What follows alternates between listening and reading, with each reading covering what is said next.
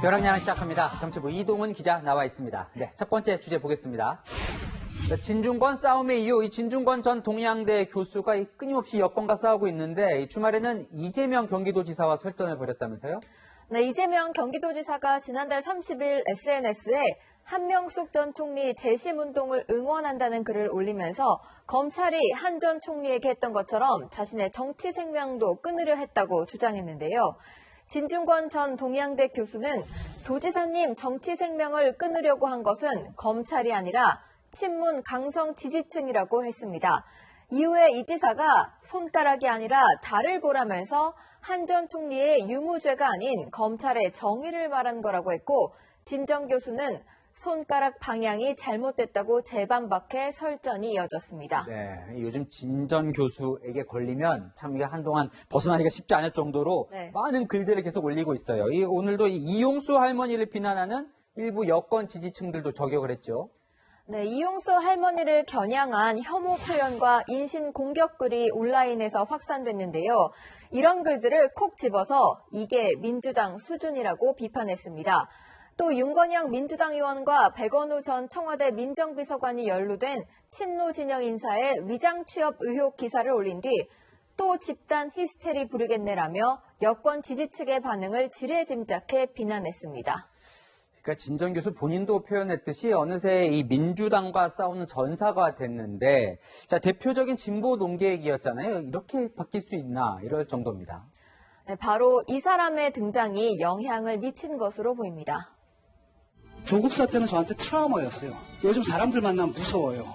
어떻게 변했을까? 며칠 전에도 동창들 만났습니다. 술자리에서 만났는데 하나가 좀비더라고요. 조국 전 장관을 감싸는 친문 지지층에 대해서 좀비라고 말할 정도로 진절머리가 난 것 같습니다. 그렇다면 조국 사태 이후에도 이렇게 계속 여권을 공격하는 이유는 뭘까요? 얼마 전에 SNS에 가장 가슴 아픈 것은 진보가 타락했다는 것이 아니라 타락하고서 수치심마저 잃어버렸다는 것이라고 썼는데요. 본인이 몸담은 진보 진영의 가치가 훼손됐다고 느끼면서 분노와 공격의 대상이 여권, 특히 친문 지지층이 된 것 같습니다. 네, 그렇군요. 다음 주제 보겠습니다. 98.2%. 지금까지 그러니까 재난지원금을 전체 98.2%가 신청했다고요. 거의 뭐 예외 없이 다 신청을 한 셈이네요. 네, 이번 주 금요일까지 지급되는데 지난달 31일 자정 기준으로 재난지원금을 신청한 가구는 지급 대상 중 98.2%에 달하는 것으로 조사됐습니다.